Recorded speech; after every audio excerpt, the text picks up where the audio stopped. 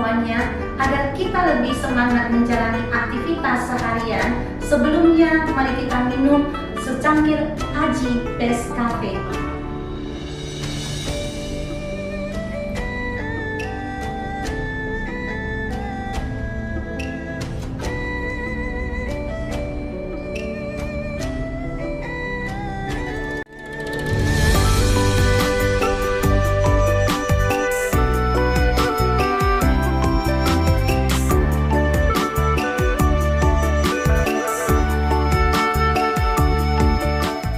Halo semuanya, selamat menonton video Indo Paulio hari ini. Tonton video ini sampai habis. Saya Sunardi Mulia. Saya Katamso. Hari ini mari kita membahas tentang bila rakyat menghendaki, sah-sah saja bila Jokowi tetap ingin dekat dengan rakyat melalui politik dinasti. Saat ini dinasti politik terus memainkan peran penting dalam politik Indonesia, dengan banyak keluarga yang memegang berbagai posisi politik di tingkat nasional dan lokal. Fenomena dinasti politik dipandang oleh sebagian orang sebagai hambatan bagi perkembangan sistem demokrasi Indonesia, karena hal ini dapat membatasi partisipasi politik publik dan munculnya pemimpin baru. Joko Widodo adalah presiden pertama yang tidak berasal dari kalangan militer atau elit politik Indonesia.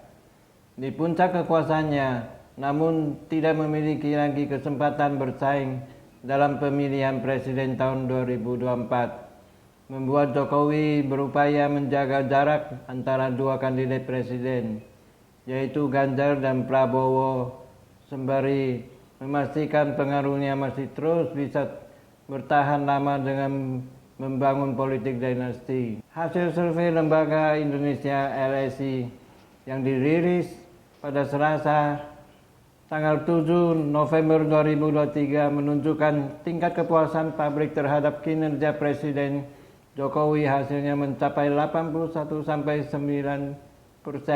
Hasil survei ini bermakna bila Jokowi mendukung salah satu kandidat presiden, maka kandidat yang didukungnya itu dipastikan akan memenangkan pemilu pada bulan Februari 2024. Selama ini Ganjar dan Prabowo dikenal sebagai kandidat presiden yang berkomitmen untuk melanjutkan kebijakan ekonomi Jokowi, seperti proyek Ibu Kota Negara IKN Nusantara, berprogram hilirisasi industri tambang dan industri kendaraan listrik.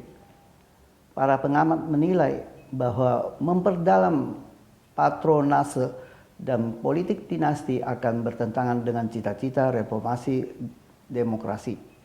Bahkan ada yang berpendapat bahwa Jokowi belum siap berpisah dengan kekuasaan.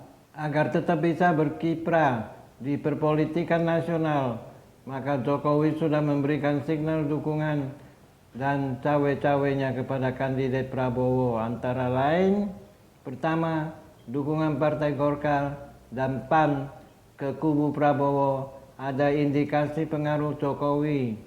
Kedua, dukungan jaringan relawan Projo di bawah komando Budi Aris Setiadi yang sekaligus menjabat sebagai Menkominfo yang juga mendukung Prabowo. Ketiga, anak bungsu Jokowi, Kaisang, didaulat menjadi ketua PSI walaupun baru 2 hari mendaftar menjadi anggota PSI.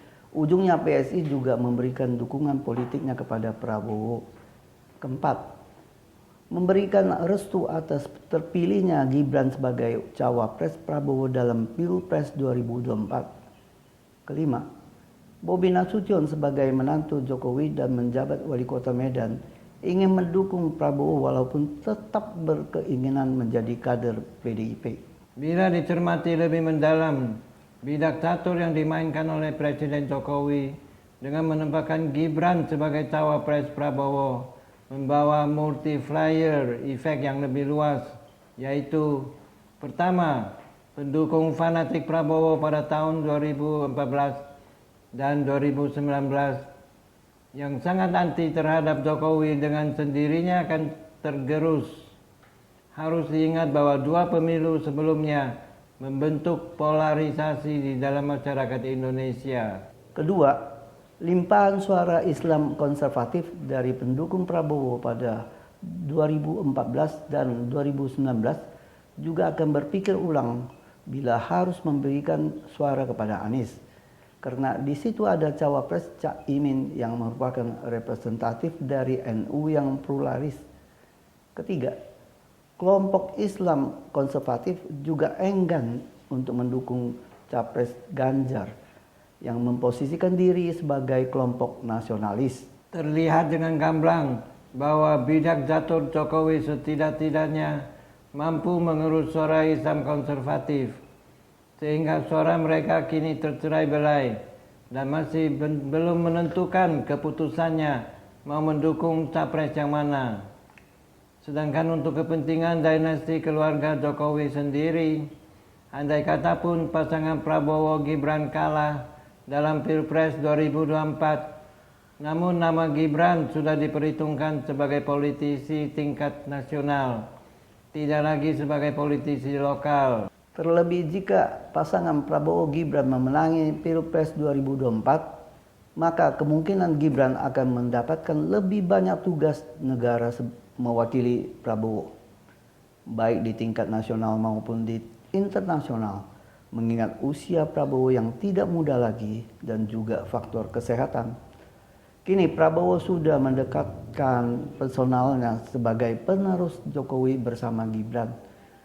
Sementara itu Jokowi juga punya andil atas dipilihnya Ganjar oleh PDIP sebagai capres. Hebatnya, hingga saat ini Jokowi pun masih menjadi kader PDIP Perjuangan, meski Gibran menjadi cawapres dari Prabowo Gerindra dan Kaisang menjadi Ketua Umum Partai Solidaritas Indonesia. Terima kasih sudah menonton video Indopalia hari ini. Saya Sunardi Mulia. Saya Katamso. Silakan like, subscribe, bagikan ke teman-teman Anda, dan tinggalkan pesan di kolom komentar. Sampai jumpa lagi.